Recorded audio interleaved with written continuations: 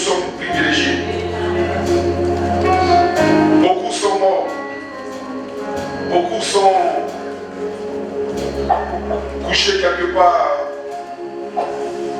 sans pouvoir se lever. Beaucoup méprisent ta présence. Beaucoup refusent de t'accepter comme Seigneur et Sauveur, croyant que la terre est un domicile éternel. Mais nous, tu nous fais le privilège d'être dans ta présence en ce jour de sabbat, ce dimanche, mis à part pour toi. Nous reconnaissons cette grâce et nous voulons apprécier la grâce en t'acclamant très fort. Nous apprécions la grâce en t'acclamant très fort. En t'acclamant très fort. Restez dans cette position debout. On va regarder sur l'écran. Ce n'est pas en vous faisant du souci que vous pouvez ajouter un seul jour à votre vie.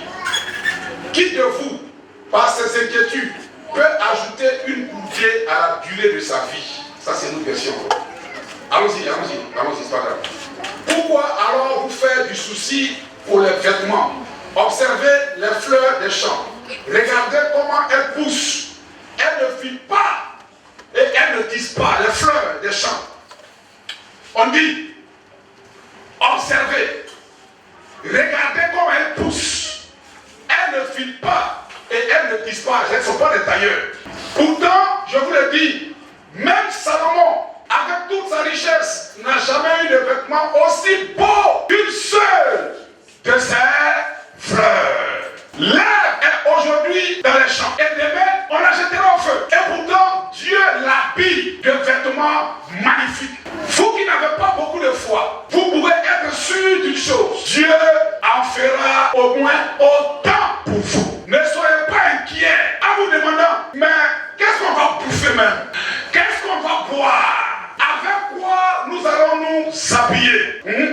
En effet, les gens qui ne connaissent pas Dieu cherchent tout cela sans arrêt. Vous avez besoin de toutes ces choses. Et votre Père qui est dans les cieux le sait bien.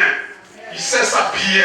Amen. Cherchez d'abord le royaume de Dieu et ce que Dieu demande. Il vous donnera le reste en plus. Ne vous faites pas de soucis pour demain. Demain là, se fera du souci pour lui-même. La fatigue d'aujourd'hui suffit pour aujourd'hui. Alléluia.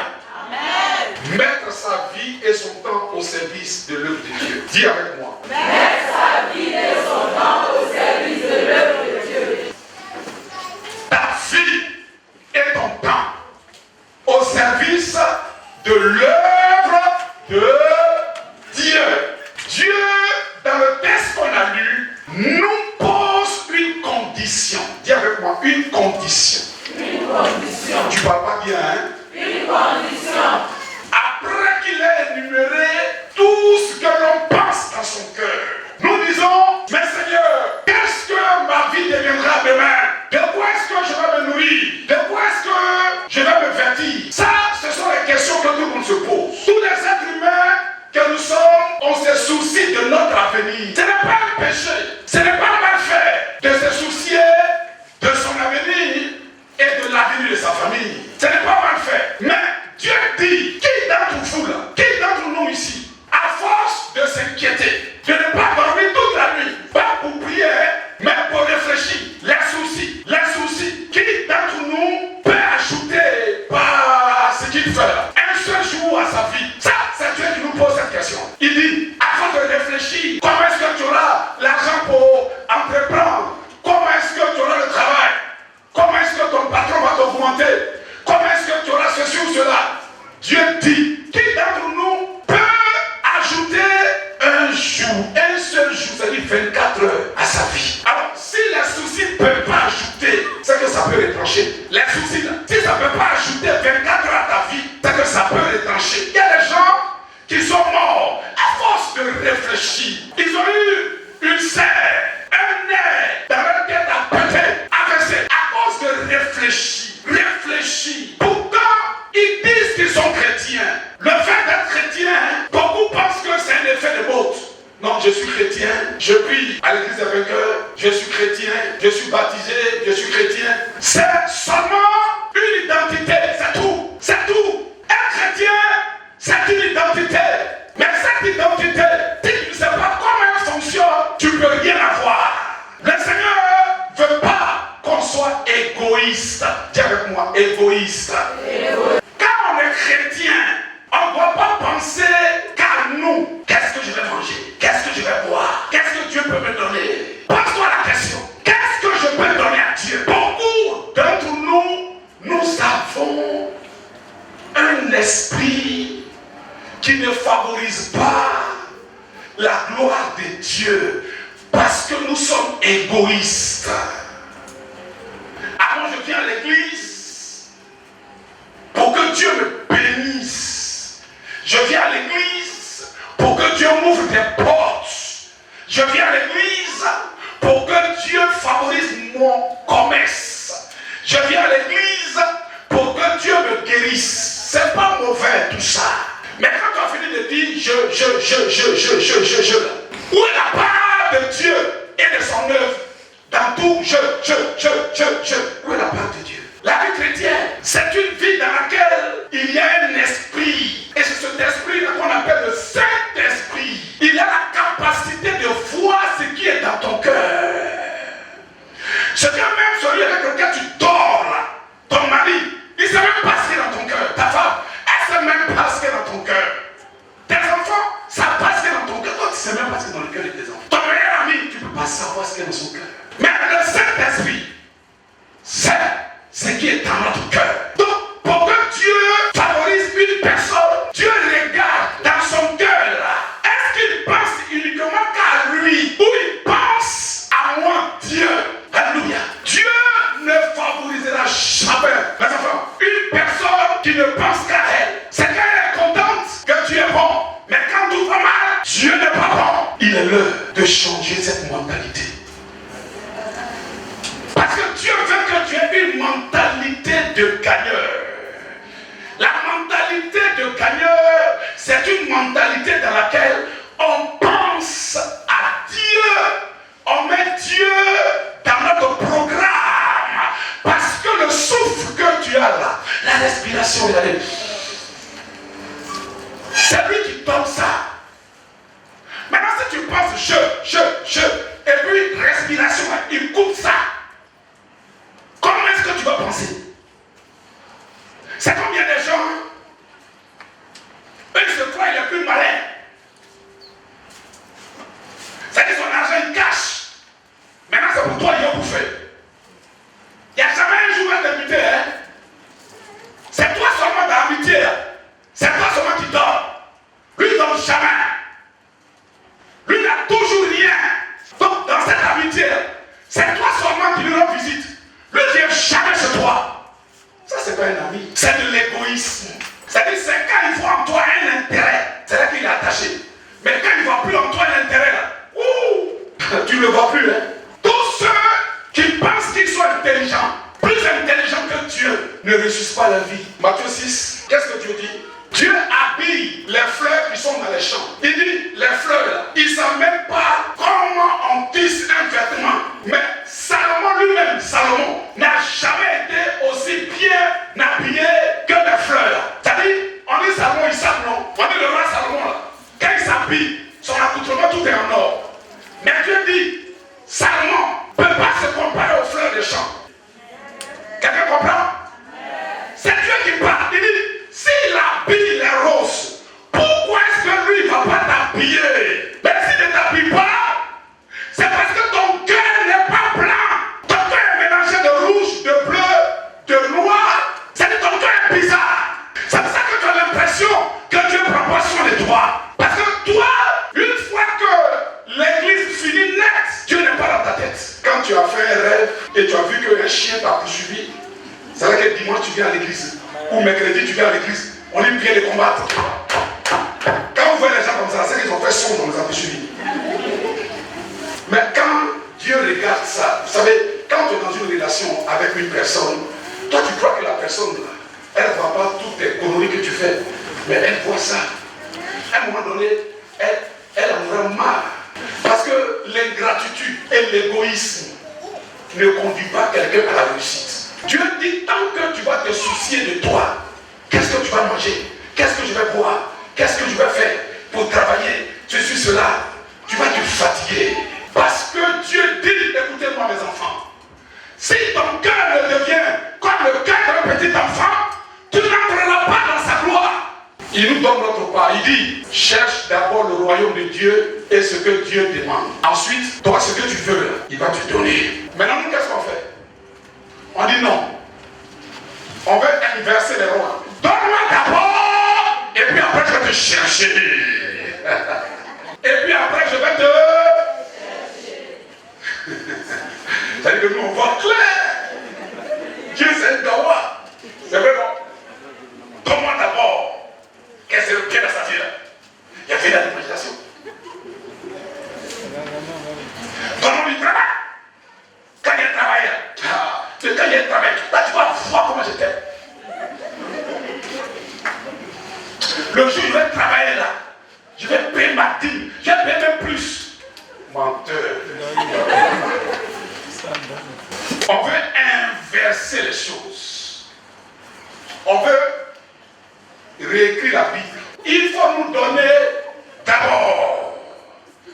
Et ensuite, on cherchera ton royaume et on fera ce que tu demandes. Et ça, c'est la mentalité de beaucoup d'entre nous. Nous voulons réécrire la Bible. Bible que tu es né pour trouver là. Toi, tu veux réécrire ça. Nos parents qui nous ont mis au monde, la Bible était déjà là. Nos grands-parents, la Bible existe il y a plus de 2000 ans. Plus de 2000 ans. J'ai dit, plus de 2000 ans. Dieu, bénis-moi d'abord. Dieu, bénis d'abord mes activités. Et ensuite, je vais te servir. Non. C'est pour ça que l'esprit de pauvreté, de misère, attrape la vie de beaucoup de chrétiens parce qu'on veut réécrire la Bible. Ne réécris pas la Bible. Marche dans la Bible. Ne réécris pas les Écritures. Marche dans les Écritures. Cherchons d'abord le royaume. Quand on dit chercher d'abord le royaume, ça veut dire quoi? Ça veut dire chercher d'abord le roi du royaume. Et le roi du royaume, c'est qui? C'est Christ Jésus. Cherche-le. Cherche à le connaître. Cherche à être son ami. Cherche à rentrer dans son cœur et lui rentrera dans ton cœur. Cherche-le d'abord. Cherche à savoir ce qu'il aime et ce qu'il n'aime pas. Alléluia. Cherche-le d'abord. Il changera ta destinée. Il changera l'histoire que l'expansion est écrite là. Lui va changer ça à une histoire glorieuse. Cherche-le d'abord.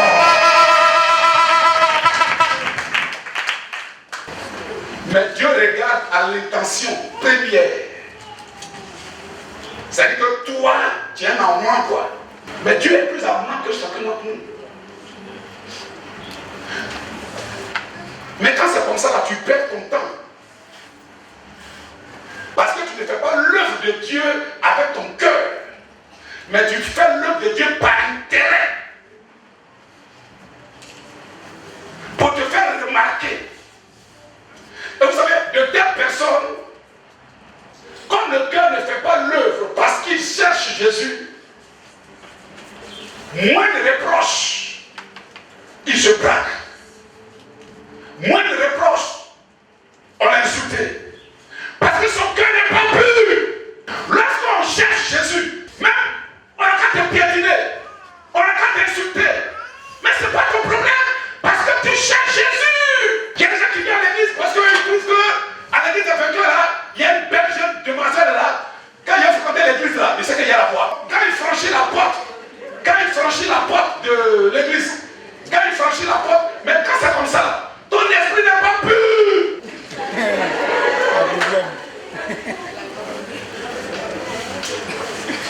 Quand ton esprit n'est pas pur, tu ne peux pas atteindre tes objectifs.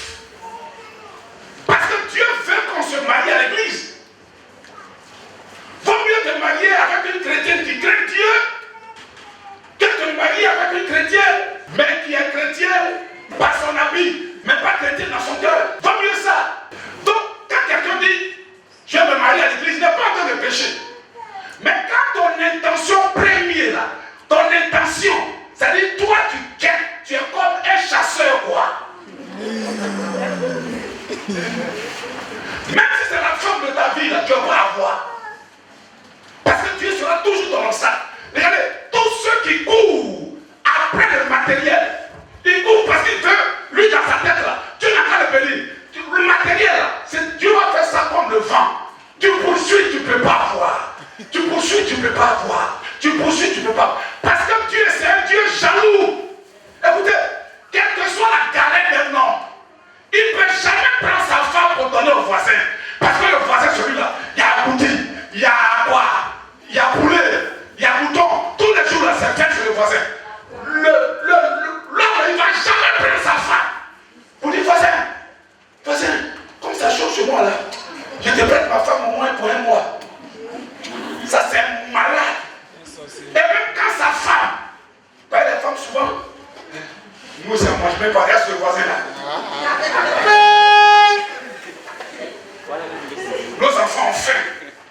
Toi, tu peux faire comme ton camarade là. Passe ton temps dormi seulement. Mais quand tu compares un homme, il faut l'insulter, il n'y a pas de problème. Il faut le dire, il est fainéant. Il faut le dire, il ne faut rien. Il faut même, il est couché même. Et puis tu le sors comme ça. Quand tu le sors là, pied ça là, tu tapes, puis tu. Il ne va pas parler. Il va rien dire. Mais il faut le comparer au voisin. Là, tu vas voir sa jalousie. Compare-le à un homme. Compare-le à un autre homme. Un autre homme. Là, tu vas voir. L'homme n'aime pas ça. Dieu n'aime pas quand le compare à quelqu'un d'autre. Il est l'unique Dieu. Le roi des rois. Le Seigneur.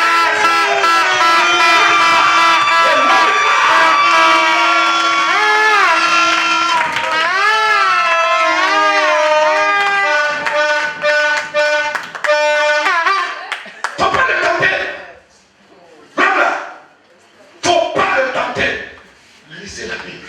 À chaque fois qu'Israël a voulu tenter Dieu, la Bible dit la terre s'est ouverte comme ça. Et la bouche de la terre a envalé les gens vivants. Il est trop jaloux. Quand tu marches avec Dieu, fais-le de tout ton cœur.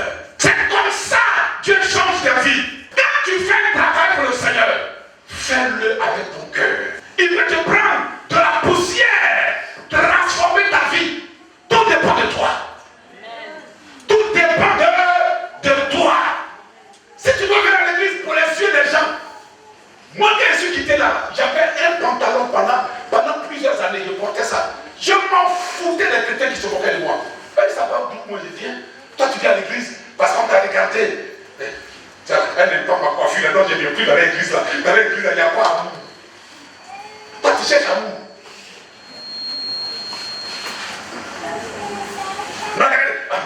Quand je suis rentré là, les filles d'accueil là, au lieu, elles mettent son fille d'accueil, et puis au lieu de sourire comme ça,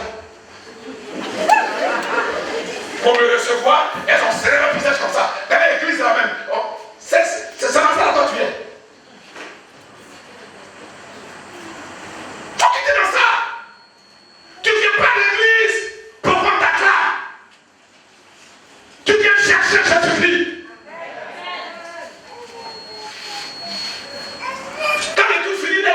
Il y a des gens, ils sont comme Robocop. Quelqu'un finit là, il est parti. Il y a quoi? Pourtant, quand ça s'asseye dans le maquis là, c'est du jusqu'à 7h du matin. Mais reste un peu. Salut ton frère. Prends un peu la chaleur. Tu vas le voir maintenant. Tu vas le voir dehors. Ils sont en train peut-être de l'agresser. Tu ne sais même pas que vous êtes dans la même église. Parce que quand le Christ finit là, tu t'en. Mais alors que si tu savais que vous êtes dans la même église, tu as dit, faites pareil, laissez-le. Quand tu es dans l'église, tu veux voir la gloire de Dieu. Cherche d'abord Dieu. Amen. Maintenant, quand toi tu viens, tu fais bien. Depuis on cherche comment on ne pouvoir pas. En chef fille d'accueil, on ne te voit pas. Toi, tu mets à faire chez ton bébé. J'ai un bébé oh. C'est pour ça, tu peux avoir bébé et servir Dieu. Servir Dieu. Il ne faut pas trouver des prétextes. Je suis nouveau chrétien. Ici, là, une fois que tu as mis pied ici, tu n'es plus nouveau. Tu peux servir Dieu. Parce que c'est dans le service de Dieu que Dieu aussi va te servir.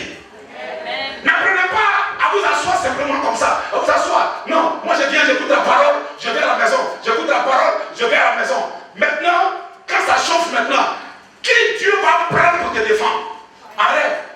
Mais les enfants spirituels, têtus. Excusez-moi, hein? Même Capri ne n'est pas têtu. Tu dis pas ceci, il est là comme ça. Passe ici. Lui passe là. Qui est ton berger même? Qui est ton pasteur? Dans ce monde entier, là, qui est ton pasteur? Parce qu'un pasteur, c'est un berger.